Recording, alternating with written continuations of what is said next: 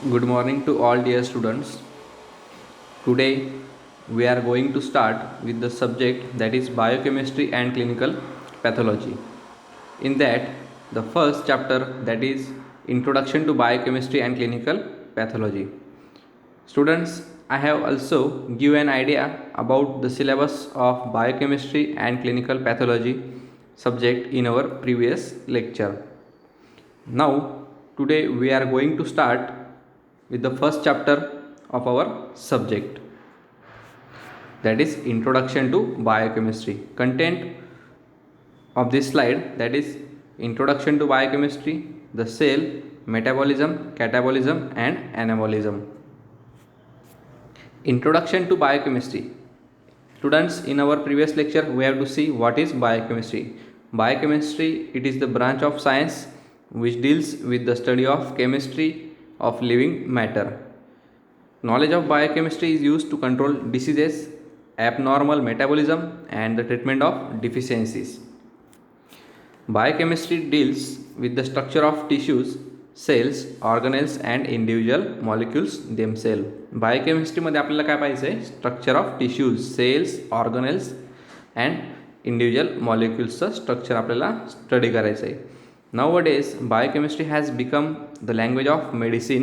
Its principle and experimental methods underpin all the basis of drug action, drug synthesis and prevention of diseases. Now, slide number 5, we have to see the cell. This chapter is very most important for our syllabus. Cell is a basic unit of biological activity. The study of biochemistry begins with the cell.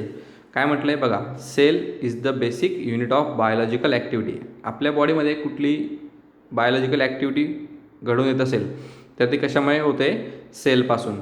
म्हणून म्हटलं आहे study of biochemistry begins with the cell. जर बायोकेमिस्ट्रीचा study करायचं असेल तर कुठून सुरुवात होणार आहे? आपल्याला कुठून सुरुवात करायची आहे?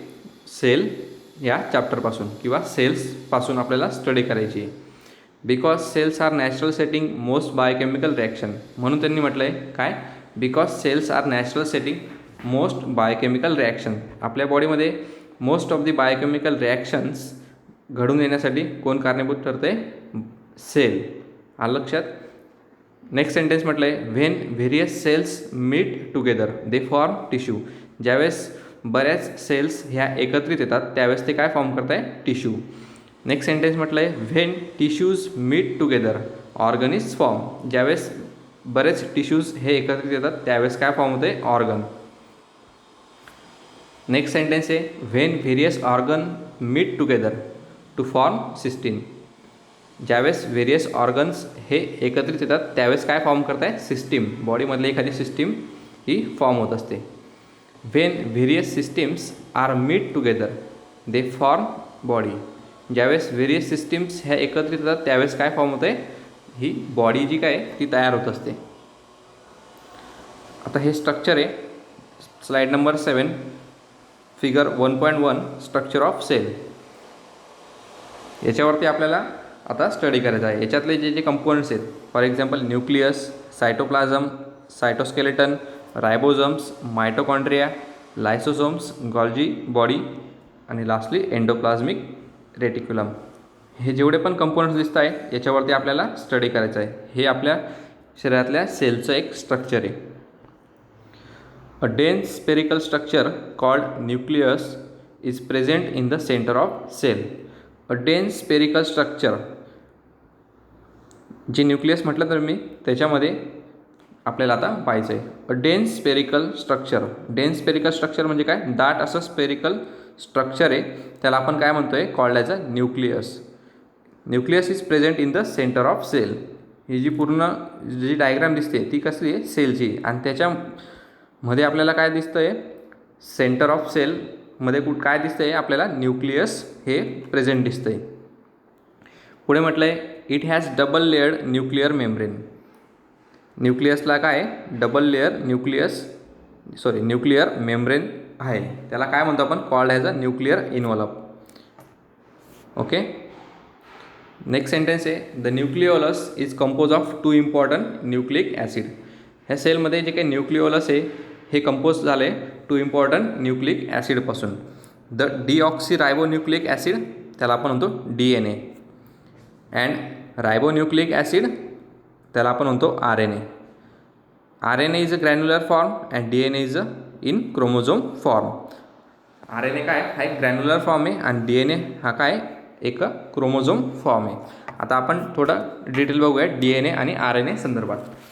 DNA is a molecule compose of 2 polynucleotide chains. DNA काय हा एक मॉलिक्यूल आहे, कंपोज कशापासून तयार झाला आहे, compose of 2 polynucleotide chains that coil around each other.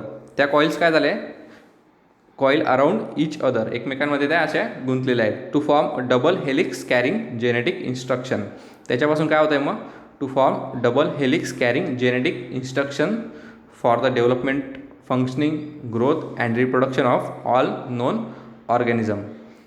काय होतं आहे, जे काही DNA हा जो काय महत्त्वाचा घटक आहे, instruction for the development, functioning and growth and reproduction of all known ऑर्गॅनिझमसाठी महत्त्वाचा घटक ठरतो आहे बॉडीमध्ये, त्याला आपण म्हणतो DNA. DNA हा एक क्रोमोझोम स्ट्रक्चर असलेला भाग आहे DNA. RNA म्हणजे काय, RNA is a typically single स्टँडेड and is made of ribonucleotides. RNA काय हा एक टिपिकली सिंगल स्टँडेड स्ट्रक्चर असलेला एक पार्ट आहे, that is made up of ribonucleotides. Okay, आता आपण बघूयात स्लाईड नंबर 9कडेच. Within the nucleus a single or more spherical bodies called nucleoli are present.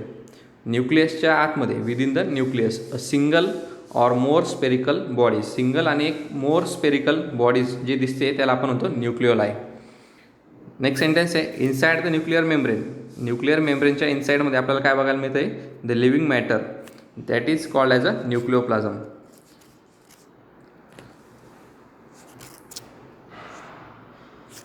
that is called as a nucleoplasm. The outer nuclear membrane bears ribosomes. G outer nuclear membrane दिसते, रायबोझम्स दिसते तुम्हाला, word जो आहे रायबोझम्स तो काय म्हटलं आहे, the outer nuclear membrane bears ribosomes which may continue with the membrane of endoplasmic reticulum. Which may continue with the membrane of, कशाच्या कंटिन्यू होतो आहे तो, मेम्ब्रेन ऑफ एंडोप्लाझमिक रेटिक्युलमच्या. आलं लक्षात तुम्हाला. स्लाईडमध्ये दिलेलं आहे बघा, ते जे डॉट्स दिसत आहेत ते काय रायबोझोम्स आहेत. आणि इकडे काय म्हटलं आहे, एंडोप्लाझमिक रेटिक्युलम जे ग्रीन कलरचा जो काही एक ओवेल शेपसारखा आहे त्याच्यासोबत ते कंटिन्यू होत आहेत. तिथं पण एक डॉट्स दिसतं बघा, एंडोप्लाझमिक रेटिक्युलमकडे बघायचं आहे. ओके, नेक्स्ट पार्ट आहे सेलमधला महत्त्वाचा पार्ट आहे मायटोकॉन्ड्रिया. त्याला पॉवर हाऊस ऑफ सेल पण म्हटलं जात असतं. एक्झामला तुम्हाला विचारला होता 2 मार्काला, power house of cell, write a note on power house of cell किंवा व्हॉट इज मायटोकॉन्ड्रिया, याच्यावरती तुम्हाला क्वेश्चन विचारला जातो एक्झामला. हा खूप महत्त्वाचा पॉईंट आहे. मायटोकॉन्ड्रिया म्हणजे काय, it is the largest component of cytoplasm. Cytoplasm म्हणजे काय, जे आकाशी कलरचं जे दिसतंय ब्लूइश कलरचं त्याच्यात असलेला एक कंपोनंट आहे मायटोकॉन्ड्रिया. बघा इकडे मायटोकॉन्ड्रिया लिहिलेलं आहे, त्याच्याकडे सर्वांनी लक्ष द्यायचं. मायटोकॉन्ड्रियॉन म्हणून म्हटलं it is the largest component of cytoplasm containing thread like granules. तो काय करतो आहे, कंटेनिंग थ्रेड लाईक ग्रॅन्युल्स असं त्याचं स्ट्रक्चर आहे. Largely of protein and lipids, त्याच्यात काय काय दिसतं आहे आपल्याला, लार्जली प्रोटीन अँड लिपिड्स त्याच्यात प्रेझेंट असतात. Mitochondria is called power house of cell. मायटोकॉन्ड्रियाला म्हणून म्हटलं आहे called as a power house of cell. Each cell contain 50 to 2500 mitochondria. एका सेलमध्ये 50 ते 2500 मायटोकॉन्ड्रिया ह्या काय मायटोकॉन्ड्रिया हे प्रेझेंट असतात. It is depending on the respiratory activity of the cell. आणि हे सर्व कशावरती डिपेंड करतं, सेलच्या रेस्पिरेटरी ॲक्टिव्हिटीवरती. Okay, mitochondria engage in oxidative metabolism. Mitochondria कुठे एंगेज होतो, ऑक्सिडेटिव्ह मेटाबॉलिझम. आता ऑक्सिडेटिव्ह मेटाबॉलिझम कशासाठी महत्त्वाचं आहे तर बघूयात. Oxidative metabolism is required in many biological processes. Oxidative metabolism हे रिक्वायर्ड असतं many of the biological processes to convert toxic chemicals विषारी घटकला किंवा विषारी घटक जे असतील त्याला कन्वर्ट करण्यासाठी, to convert toxic chemicals into benign ones. Toxic chemical जे असतील त्याला कन्वर्ट करतो तो बिनिंग वन्स, म्हणजे सौम्य अशा घटकांवरती त्याला कन्वर्ट करत असतो. Okay.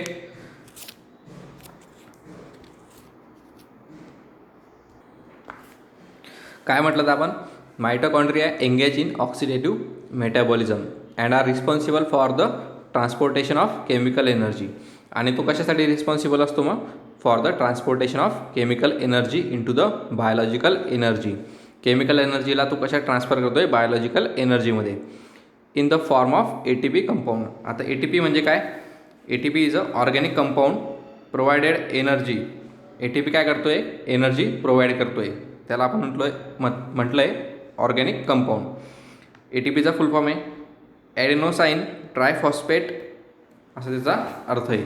ॲडेनोसाईन triphosphate, that is called as a ATP. आता mitochondria is the power house of cell, हे म्हटलं आहे, हे कशामुळे म्हटलं आहे तुम्हाला आता कळलं. परत एकदा सांगतो, मायटोकॉन्ड्रिया म्हणजे काय.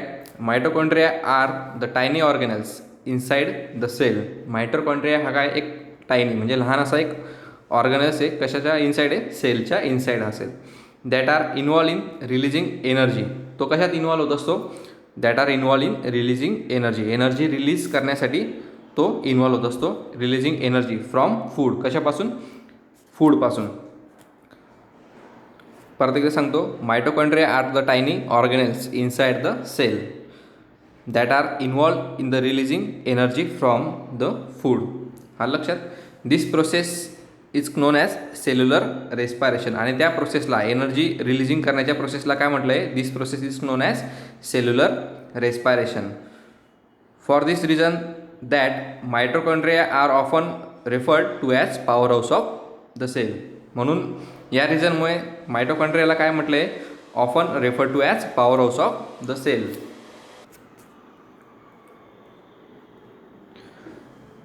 जे मायटोकॉन्ड्रियन जे दिसते तुम्हाला सायटोप्लाझमच्या आतमध्ये, ब्ल्यूइश कलरचा जे सायटोप्लाझमचा पूर्ण पार्ट आहे त्याच्यावरती, त्या ठिकाणी काय आहे, मायटोकॉन्ड्रियॉन म्हणजेच मायटोकॉन्ड्रिया.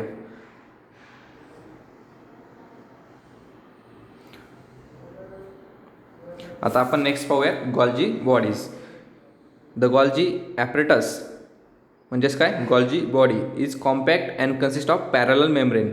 हे काय, कॉम्पॅक्ट असे एकदम घट्ट असे एकमेकांशी मिळून असलेले काय, एक मेम्ब्रेन आहे. Golgi bodies compact and consist of parallel membrane, plates and tubules. इकडे लक्ष द्या, स्लाईडकडे इमेज बघा. आता गॉल्जी बॉडी जे म्हटलं आहे ना, जे काही ब्ल्यू कलरमध्ये दिसतं आहे बघा, हे असे पॅरलल ट्युब्युल्स आहेत. आलं लक्षात.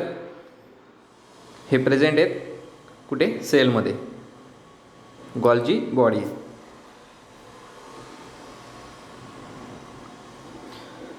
पुढे म्हटलं आहे, it is the site for enzyme secretion. ते कशासाठी आहे, एन्झाईम सिक्रिशनसाठी त्या ठिकाणी प्रेझेंट आहे. It participates in the formation of lysosomes. ते कुठे पार्टिसिपेट्स करत आहे, म्हणजे काय, ते participates in the formation of lysosome. लायझोसोमला फॉर्मेशन होण्यासाठी ते त्या ठिकाणी इन्व्हॉल्व होत आहेत. लायझोसोम्स काय, आता ते पाहूयात. Lysosomes the small vesicular structures containing homogeneous fluid. Lysosomes हे एक स्मॉल व्हेसिक्युलर स्ट्रक्चर आहे, ते कंटेन करतं काय, homogeneous fluids. It is compose of single layer and contains digestive enzymes. त्यात काय, it is compose of single layer and contains digestive enzymes for intracellular digestions. इकडे बघूयात आपण आता स्लाईड नंबर 7कडे. लायसोसोम दिसत आहे तुम्हाला, लेमन कलर सारखा एक कंपोनंट आहे बघा, ओव्हल शेपमध्ये, तो. आलं लक्षात. म्हणून त्यांनी म्हटलं आहे lysosomes the small vesicular structure containing homogeneous fluid. त्याच्यामध्ये काय आहे, एक होमोजिनियस फ्लुइड आहे. It is compose of single layer, एका सिंगल लेअरने तो तयार झालेला आहे. अँड कंटेन्स डायजेस्टिव्ह एन्झाईम्स, आणि त्याच्यात काय एक डायजेस्टिव्ह एन्झाईम्स आहेत, that is for intracellular digestion. Okay. आता आपण बघूयात ribosomes. Ribosomes these are small granules either attach to outer membrane of endoplasmic reticulum. Okay. आपण पाहूया स्लाईड नंबर 7. रायबोझोम्स दिसतंय तुम्हाला सर्वांना. एंडोप्लाझमिक रेटिक्युलम आणि त्याच्या बाजूला जे डॉट्स दिसत आहे बघा, किंवा इकडं राईट हँड साईडला वरच्या साईडला तिथं ते डॉट्स जे दिसत आहे तुम्हाला ते आहेत रायबोझोम्स. कळलं?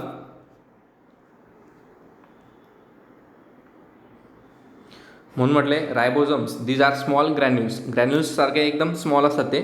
Either attach to outer membrane of endoplasmic reticulum. Endoplasmic reticulum जे आपण लेफ्ट साईडला जे पाहिलं एंडोप्लाझमिक रेटिक्युलम, त्याला ते आयदर अटॅच झालेले असतात.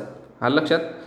These are small granules either attach to outer membrane of endoplasmic reticulum. Endoplasmic रेटिक्युलमच्या आउटर मेम्ब्रेनला ते अटॅच झाले असतात.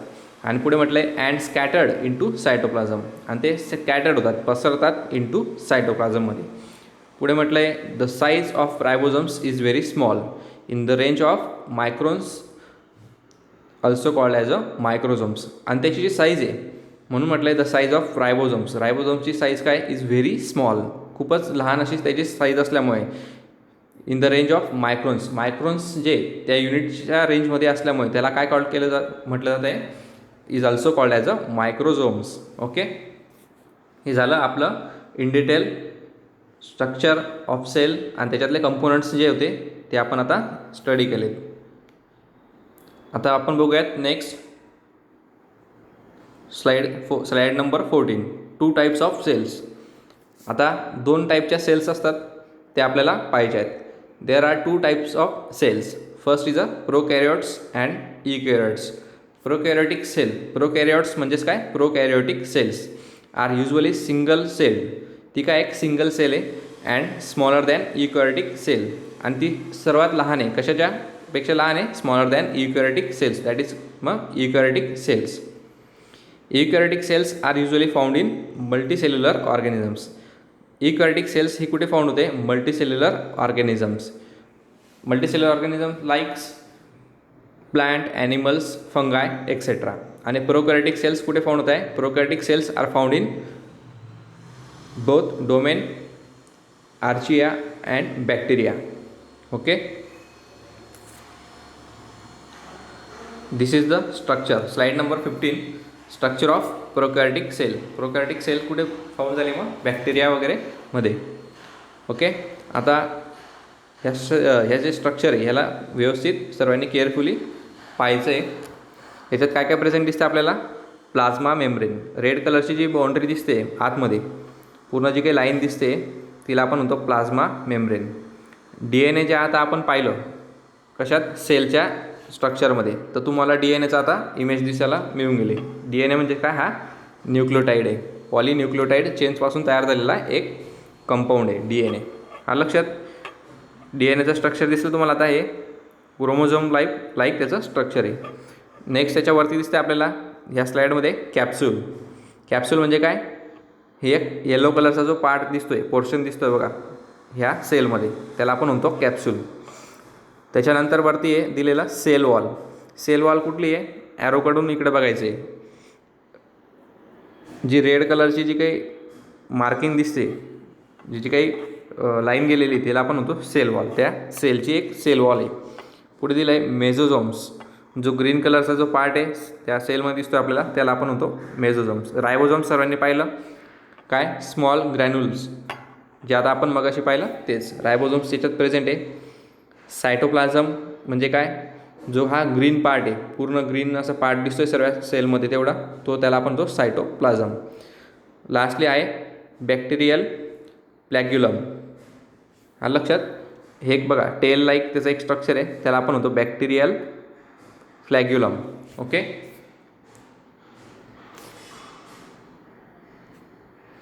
आता आपण बघूयात characteristics of prokaryotic cell. Prokaryotic सेलच्या कॅरेक्टरिस्टिक्स आपल्याला आता पाहायच्या आहेत. The characteristics of prokaryotic cells are mention below. आता बघूयात. फर्स्ट दिलं आहे दे लॅक न्यूक्लिअर मेम्ब्रेन. म्हणजे काय? ह्या प्रोकॅरियोटिक सेलमध्ये अभाव आहे कशाचा, न्यूक्लिअर मेम्ब्रेनचा. या ठिकाणी न्यूक्लिअर मेम्ब्रेनचा कुठेच उल्लेख केलेला नाही, म्हणजे ह्याच्यात न्यूक्लिअर मेम्ब्रेन ही प्रेझेंट नसणार आहे. नेक्स्ट म्हटलं आहे mitochondria, Golgi bodies, chloroplast and lysosomes are absent. याच्यात तुम्हाला बघायला मिळालं का मायटोकॉन्ड्रिया, गॉल्जी बॉडीज किंवा क्लोरोप्लास्ट किंवा लायसोझोम्स नाही मिळाले. हे बघा परत एकदा बघा, कुठे दिसतंय तुम्हाला मायटोकॉन्ड्रिया, गॉल्जी बॉडीज नाही. तर या सेलमध्ये काय आहे, हे जे कंपोनंट्स आहेत मायटोकॉन्ड्रिया, गॉल्जी बॉडीज किंवा क्लोरोप्लास्ट आणि लायसोझोम्स हे ॲबसेंट असणार आहे. हा लक्षात. म्हणून आता आपण नेक्स्ट स्लाईड बघू. पुढं नेक्स्ट सेंटेन्स आहे the genetic material is present on a single chromosome. Genetic material म्हणजे काय, हे DNA nucleotide present on a, काय म्हटलं आहे, genetic material is present on a single chromosome. ह्याच्यात सिंगल क्रोमोझोममध्ये जेनेटिक मटेरियल आहे. लक्षात. क्रोमोझोम स्ट्रक्चर आहे या सेलमध्ये. पुढे म्हटलं आहे the cell wall is made up of carbohydrates and amino acids. ह्या ज्या सेलमध्ये जी काही सेल वॉल आहे ही कशापासून तयार झाली आहे, made up of carbohydrates and amino ॲसिड्सपासून. वरती दिलं बघा सेल वॉल. ही सेल वॉल कशापासून तयार झाली, मग कार्बोहायड्रेट्स अँड अमायनो ॲसिड्सपासून. नेक्स्ट म्हटलं आहे the plasma membrane acts as the mitochondrial membrane carrying respiratory enzyme. काय सांगितलं आहे, the plasma membrane act as the mitochondrial membrane carrying respiratory enzyme. ही काय कॅरी करते, रेस्पिरेटरी एन्झाईम. प्लाझ्मा मेम्ब्रेन दिसली तुम्हाला, रेड कलरचा जो ॲरो मार्क दिलेला आहे रेड कलरच्या याला, तो ब्लॅक ॲरो जो दिसतोय, कुठे दिसतोय तो आपल्याला, रेड कलरची एक अशी लाईन दिसते, तिला आपण म्हणतोय called as a plasma membrane. म्हणून म्हटलं the plasma membrane act as the mitochondrial membrane carrying respiratory enzyme. ती काय कॅरी करते मग, plasma membrane carrying respiratory enzymes. आता आपण पाहूया next slide number 18. Prokaryotic cells structure आणि त्याच्यातले कंपोनंट्स. त्यात काय काय दिसलं आपल्याला आता, कॅप्सूल, जे आपण आता मगाशी पाहिलं सेलच्या स्ट्रक्चरमध्ये. कॅप्सूल काय आहे, it is an outer protective covering.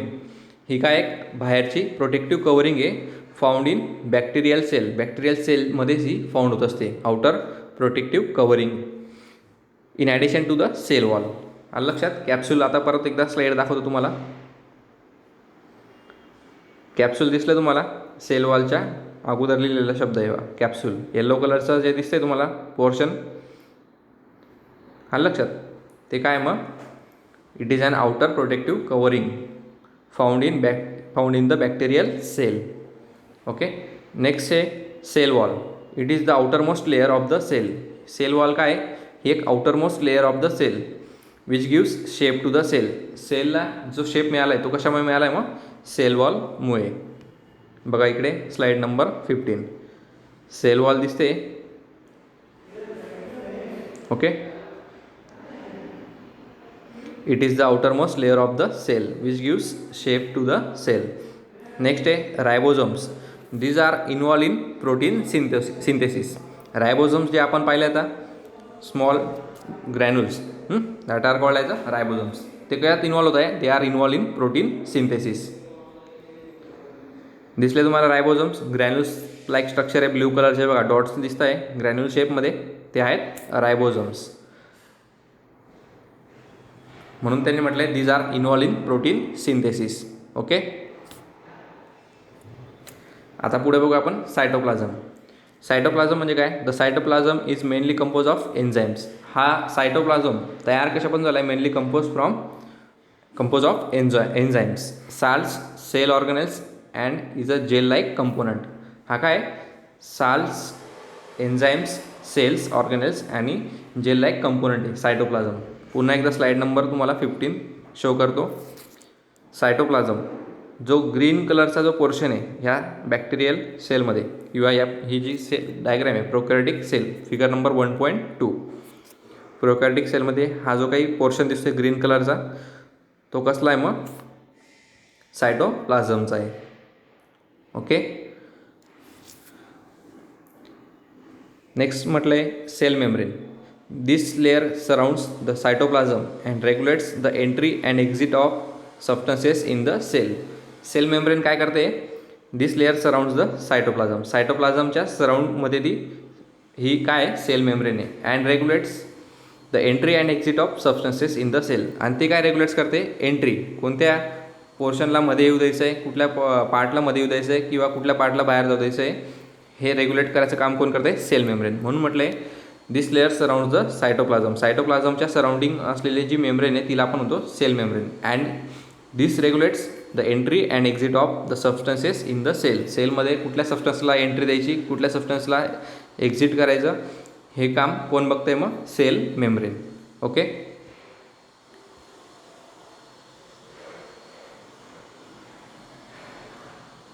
सायटोप्लाझमच्या बाहेर जे दिसते तुम्हाला ती आहे सेल मेम्ब्रेन.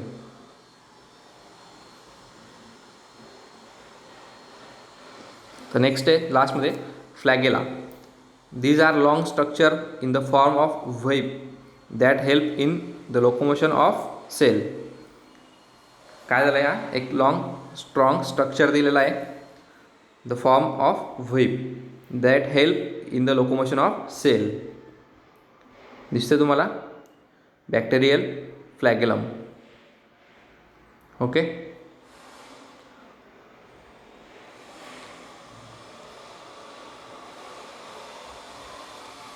नेक्स्ट आहे आता DNA. DNA आता आपण मगाशी पाहिला. DNA काय, it is the genetic material of the cell. सेलमध्ये असलेलं एक जेनेटिक मटेरियल आहे. All the prokaryotes process a circular DNA. जेवढे पण प्रोकॅरियोट्स आहे त्याच्यामध्ये काय आहे, सर्क्युलर DNA. आलं लक्षात. आता आपण पाहूयात eukaryotic cell. A eukaryotic cell contains membrane bound organelles such as nucleus. Eukaryotic सेल्समध्ये काय काय बघायला मिळतं आता आपण ते लक्षात घ्या. A eukaryotic cell contains membrane bound organelles such as nucleus, mitochondria and endoplasmic reticulum. हे जेवढे पण जे कंपोनंट्स मी सांगितले तुम्हाला, हे कशात आपल्याला पाहायला मिळतं आता, इकॅरियोटिक सेलमध्ये. प्रोकॅरियोटिक सेल्समध्ये हे काय होते, ॲबसेंट होते. मायटोकॉन्ड्रिया नव्हता, लक्षात. त्याच्यानंतर न्यूक्लियस नव्हतं. ओके. मेम्ब्रेन बाउंड ऑर्गनेल्स नव्हते. आता आपण इकॅरियोटिक सेलबद्दल बघू आणि त्याचं स्ट्रक्चर पण पाहू. Slide number 21 shows the structure of eukaryotic cell. Figure 1.3. eukaryotic cell. eukaryotic cell बघा आता याच्यात काय दिलेलं आहे, फ्री रायबोझोम्स. रायबोझोम्स सर्वांमध्ये दिसते तुम्हाला, जे काही ग्रॅन्युल शेपमध्ये दिसतं बघा, फ्री रायबोझोम्स आहेत. त्याच्यानंतर स्मूथ एंडोप्लाझ्मिक रेटिक्युलम, ट्युबल्सचा एक शेप आहे. त्याच्यानंतर लायझोझोम्स दिसत आहे. Nuclear pore inside the nucleus त्या ठिकाणी शो होत आहे. क्रोमॅटिन आहे आतमध्ये, जो काही पिंक कलर जो दिसतो आहे आपल्याला तो आहे क्रोमॅटिनचा. न्यूक्लिओलस आहे ह्या सेलमध्ये बघा, मधल्या भागात न्यूक्लिओलस दिसतं आहे. न्यूक्लिअर एन्व्हलप, जे तुम्हाला आता मगाशी सांगितलं मी, सेलमध्ये न्यूक्लिअर एन्व्हलप काय असतं, मग हे बघा व्हाईट कलरचा जो काही पोर्शन दिसतो आहे सराउंडिंग द न्यूक्लियस, जो व्हाईट कलरचा पोर्शन दिसतो आहे त्याला आपण होतं न्यूक्लिअर एन्व्हलप. न्यूक्लियस कोणतं आहे मग, इकडे दिसतंय बघा ऑरेंज कलरच्या साईडला जो दिसतोय तो गोल जो सर्क्युलर आहे तो काय, न्यूक्लियस. इकडे रायबोझोम्स प्रेझेंट आहेत, वरती दिलं बघा. त्याच्यानंतर रफ एंडोप्लाझ्मिक रेटिक्युलम, रायबोझोम्स ते अटॅच आहेत त्या एंडोप्लाझ्मिक रेटिक्युलममध्ये. नंतर प्लाझ्मा मेम्ब्रेन दिसते बघा, अशी व्हाईट दुधाळ कलरची एक मेम्ब्रेन दिसते बघा, प्लाझ्मा मेम्ब्रेन तिला असं म्हटलं गेलेलं आहे. आणि एक सेल कोट आहे, ह्या सेलला एक आवरण आवरण आहे, म्हणजे काय त्याला आपण म्हणतो सेल कोट. सायटोप्लाझम जो मधला पोर्शन दिसतोय पूर्ण व्हायलेट कलरचा, फेंट व्हायलेट कलरचा जो पोर्शन दिसला तुम्हाला दिसतोय तो सर्व काय सायटोप्लाझमचा. त्याच्यानंतर गॉल्जी बॉडी म्हणजेच काय, गॉल्जी ॲपरेटस आपण जे आता मगाशी पाहिलं सेलमध्ये ते याच्यात प्रेझेंट आहे. Mitochondrion even is present in eukaryotic cell. Lastly काय, सेंट्रिओल आहे, सेंट्रिओल दिसतंय तुम्हाला आता. ठीक आहे. हे सर्व कशात, हे कंपोनंट्स कशात शो झाले आपल्याला किंवा दिसले, युकॅरियोटिक सेल्समध्ये. प्रोकॅरियोटिक सेल्समध्ये दिसले का, नाही. आता आपण पाहूयात युकॅरियोटिक सेलबद्दल. The eukaryotes have a proper nucleus. Eukaryote सेलला एक प्रॉपर असं न्यूक्लियस आहे. It has membrane bound organelles. त्याच्यात काय काय आपल्याला बघायला मिळालं, membrane bound organelles like endoplasmic reticulum, Golgi apparatus, lysosomes, mitochondria, plastid, vacuoles and cytoskeleton. These all components are seen in the eukaryotic cell. Okay, हे सगळे कंपोनंट्स आपल्याला कशात पाहायला मिळाले? eukaryotic सेल्समध्ये. प्रोकॅरियोटिकमध्ये हे कंपोनंट्स होते का? नाही. पुढे म्हटलं आहे नेक्स्ट स्लाईड 23 नंबरची स्लाईडमध्ये बघा. The outer lining is plasma membrane or cell membrane. या सेलमध्ये जी आउटर लायनिंग दिसते तिला आपण म्हणतोय plasma membrane or cell membrane. मी जे तुम्हाला सांगितलं प्लाझ्मा मेम्ब्रेन, व्हाईट अशी दुधाळा कलरची जी मेम्ब्रेन दिसते बघा, व्हायलेट कलरच्या थोड्या वरच्या साईडला, ही आहे प्लाझ्मा मेम्ब्रेन. नेक्स्ट म्हटलं आहे eukaryotic cells are of 2 types. eukaryotic cells ह्या 2 टाईप्समध्ये, एक प्लांट सेल आणि एक animal cell. Okay, eukaryotic cells are of 2 types, plant cell and animal cell. 2 टाईपमध्ये ते आहेत. आता आपल्याला बघायचं आहे difference between the plant cell and animal cell. Animal cell आणि प्लांट सेलमधला डिफरन्स पाहायचा आपल्याला आता. ओके, ॲनिमल सेलकडे बघा आता. Cell wall is absent. Animal सेल्समध्ये काय? सेल वॉल ॲबसेंट आहे. तीच प्रेझेंट कशात आहे? प्लांट सेलमध्ये. म्हणून म्हटलं आहे cell wall is present in plant cell. After that plasma membrane is the outermost boundary of the cell. कशात आहे? प्लाझ्मा मेम्ब्रेन ही आउटर मोस्ट बाउंड्री कशात प्रेझेंट आहे? ॲनिमल सेलमध्ये. आणि प्लांट सेलमध्येच काय आहे? Cell wall is the outermost boundary of the cell. प्लांटमध्ये सेल वॉल ही आउटर मोस्ट बाउंड्री आहे आणि ॲनिमल सेलमध्ये प्लाझ्मा मेम्ब्रेन ही आउटर मोस्ट बाउंड्री आहे. ओके, कळाला दोघांमधला डिफरन्स? आता ॲनिमल सेलमध्ये बघा लायसोझोम्स आर प्रेझेंट. ॲनिमल सेल्समध्ये काय? लायसोझोम्स हे प्रेझेंट आहेत. प्लांट सेलमध्ये लायसोझोम्स आर युजली ॲबसेंट. प्लांट सेलमध्ये लायसोझोम्स ॲबसेंट असतात, म्हणजे नसतातच. त्याला म्हणून आपण म्हटलं आहे lysosomes are usually absent in the plant cell. After that we have to see in animal section. Animal section means काय? ॲनिमल सेल्सच्या डिफरन्शिएट बिटवीनच्या सेक्शनमध्ये आपण बघतो आता. Vacuoles. Vacuoles are absent if observed are many and small. Vacuoles हे absent आहे. त्याचबरोबर प्लांट सेलमध्ये काय म्हटलं आहे? Large central vacuole is present. Plant section जे आपण दिलं आता काय? प्लांट सेक्शनमध्ये काय दिसतं आहे? लार्ज सेंट्रल व्हॅक्युअल हे प्रेझेंट आहेत. नेक्स्ट म्हटलं आहे ॲनिमल सेलमध्ये Golgi apparatus is present with the specific polarity. Golgi apparatus हा जो एक कंपोनंट आपण जो पाहिला तो कशात प्रेझेंट आहे? ॲनिमल सेलमध्ये विथ स्पेसिफिक पोलॅरिटी. त्याचबरोबर प्लांट सेलमध्ये आपण आता पाहूयात Golgi apparatus is scattered in the cytoplasm. Golgi apparatus आहे पण तो काय होतो आहे? स्कॅटर्ड, पसरतो आहे कशामध्ये? सायटोप्लाझममध्ये. Okay, this is the differentiate between animal cell and plant cell. पुन्हा एकदा पाहून घ्या ॲनिमल सेल आणि plant cell. Cell wall is absent in animal cell. Cell wall is present in plant cell. Plasma membrane is the outermost boundary of the cell. आणि इकडे plant सेलमध्ये काय? Cell wall is the outermost boundary of the sale.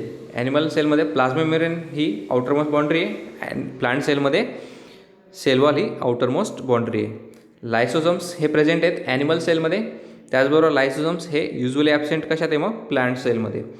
व्हॅक्युअल्स are absent in animal cells and vacuoles are present in plant cell. Golgi apparatus is present with specific polarity shows in animal cells. आणि plant सेलमध्ये काय? Golgi apparatus is scattered in the cytoplasm. Golgi apparatus हे scattered होत आहेत, पसरत आहेत कशातनं? हे सायटोप्लाझममध्ये. Okay, हे सर्व झालं differentiate between the plant cell and animal cell. 2दा सांगितलं आहे, सर्वांना लक्षात आलंच असेल. ठीक आहे, आता आपण नेक्स्ट स्लाईड नंबर 25 शेवटचे 3 कंपोनंट्स राहिलेत ते आता आपण स्टडी करून घेऊयात. मेटाबॉलिझम. मेटाबॉलिझम म्हणजे काय ते पाहूयात आता आपण. ह्या चॅप्टरमधला शेवटचे 3 पॉईंट्स राहिलेत ते आता कवर करूयात आपण. Metabolism means what? Diet provides all nutrients. कुठले न्यूट्रिएंट्स? मग chemical substances needed by biological system और ऑर्गॅनिझम. डाएट म्हणजे काय, जे आपण अन्न खातो, जेवण करतो, त्याच्यातनं काय मिळतं आपल्याला, न्यूट्रिएंट्स म्हणजेच काय, chemical substances needed by biological system. ते कशाने नीडेड असतात, बायोलॉजिकल सिस्टीमसाठी गरजेचे असतात, needed by biological system or organisms. Okay, these nutrients are required for growth and to sustain in life. आणि हेच न्यूट्रिएंट्स आपल्या बॉडीच्या ग्रोथ होण्यासाठी महत्त्वाचे ठरतात. आपल्या लाईफमध्ये जर न्यूट्रिएंट्स नसतील किंवा पोषक घटक नसतील तर आपल्या बॉडीची ग्रोथ अँड डेव्हलपमेंट होणार नाही. म्हणून आपल्याला जे म्हटलं आहे काय, डाएट्स म्हणजे काय, डाएटमधून काय मिळतं आपल्याला, त्या ठिकाणी न्यूट्रिएंट्स प्रोव्हाइड होत आहेत, needed by biological system or organism. Okay, next म्हटलं आहे, in other words the chemical energy is transform to biological one and this transformation itself is called as a metabolism. काय म्हटलं तर स्लाईडमध्ये sentence, in other words the chemical energy is transform. आपल्या बॉडीमधून chemical energy transform होते to कशामध्ये, biological one. बायोलॉजिकल एनर्जीमध्ये ट्रान्सफॉर्म होते, कुठली, chemical energy one, and this transformation itself is called as a metabolism. म्हणून मेटाबॉलिझम कशाला म्हटलं आहे मग, the chemical energy is transform to biological one and this transformation itself is called as a metabolism. Chemical एनर्जीचं conversion कशात होते किंवा transform कशात होते, बायोलॉजिकल एनर्जीमध्ये, आणि या ट्रान्सफॉर्मेशनलाच नाव दिलं गेलं आहे metabolism. Okay, metabolism consist of two parts. Metabolism दोन पार्ट्समध्ये कन्सिस्ट होत असतं. फर्स्ट आहे कॅटाबॉलिझम. आता ते पाहूयात. कॅटाबॉलिझम म्हणजे काय, in this the degradation of food, फूडचं डिग्रेडेशन होते, विघटन होते. The degradation of food stops takes place to generate energy. काय म्हटलं बघा, in this the degradation of food stuffs takes place to generate energy. फूडचं विघटन होते to take place to generate energy, energy generate होण्यासाठी त्याचं डिग्रेडेशन होते. पुढे म्हटलं आहे and metabolites which are required for anabolism. अजून काय होतं त्या ठिकाणी, metabolites which are required for anabolism. ॲनाबॉलिझमसाठी मेटाबोलाइट्स या रिक्वायर्ड असतात. ओके, आता आपण बघूयात ॲनाबॉलिझम. कॅटाबॉलिझम कळलं सर्वांना. कॅटाबॉलिझम म्हणजे काय, पुन्हा एकदा सांगतो. In this the degradation of food stuff takes place. Food स्टफचं डिग्रेडेशन टेक्स प्लेस होतं आहे याच्यात कशासाठी, to generate energy, energy generate होण्यासाठी. अँड मेटाबोलाइट्स, एनर्जी आणि मेटाबोलाइट्स जनरेट होण्यासाठी. विच आर रिक्वायर्ड फॉर, कशासाठी रिक्वायर्ड ते, ॲनाबॉलिझमसाठी. ॲनाबॉलिझम काय आता बघूयात. Anabolism means formation of new cells. Formation of new सेल्सला महत्त्वाचं असतं. नवीन सेल्स तयार होण्यासाठी किंवा फॉर्मेशन होण्यासाठी ॲनाबॉलिझम हे होणं गरजेचं असतं. अजून कायसाठी, new molecules and structural and functional units of cell. त्यासाठी अजून दिलेलं आहे formation of new cells, new molecules and structural and functional units of cell required energy. सेलला एनर्जी रिक्वायर असते. And essential are derive from diet. आणि हे कशातनं derive होतं आहे मग, आपल्याला डाएटपासून. म्हणजे काय, जे आपण फूड टेक करतो आहे, अन्न जे काही आपण घेतो आहे, जेवण करतो आहे, त्याच्यापासून आपल्याला एनर्जी मिळते. Okay, it is called as a anabolism. त्याला आपण म्हणतो ॲनाबॉलिझम. त्याचं एक्झाम्पल दिलं आहे ॲनाबॉलिझमचं. अमायनो ॲसिड्स काय होते तयार, प्रोटीन्स. शुगर्स कशातनं होते तयार, पॉलीसॅकॅराइड्समधून. ओके, परत एकदा सांगतो, ॲनाबॉलिझम काय, formation of new cells, new molecules and structural and functional units of cell. काय म्हटलं आहे, फॉर्मेशन ऑफ न्यू सेल्स, नवीन सेल्सचं फॉर्मेशन होणं. New molecules and structural functional युनिट्सचं फॉर्मेशन होतं, require for cell. Functional units of cell require energy. हे काय करते, एनर्जी रिक्वायर करते. And essential are derived from diet. Okay, हे कशातनं मिळते मग सर्व आपल्याला, डिराईव्ड होतं आहे डाएटपासून. आणि म्हणूनच त्याला काय म्हटलं आहे, it is called as a anabolism. Okay, example दिले, कळाले तुम्हाला. अमायनो ॲसिड्स काय, प्रोटीन्स, आणि शुगर्स पॉलीसॅकॅराइड्स. हे झालं आपलं पूर्ण चॅप्टर. सेल चॅप्टर झालं. इंट्रोडक्शन टू बायोकेमिस्ट्री तर झालंच होतं. त्याच्याबद्दल बरोबर आता आपण काय पाहिलं, चॅप्टर नंबर फर्स्टमध्ये सेल. सेलमधले सर्व कंपोनंट्स, सेलचे types, prokaryotic cells, eukaryotic cells. त्याच्यानंतर अजून आपण पाहिलं होतं differentiate between plant cell and animal cell. नंतर कन्सेप्ट पाहिले आपण metabolism, catabolism and anabolism. Okay, thank you for the listening my lecture. Thank you.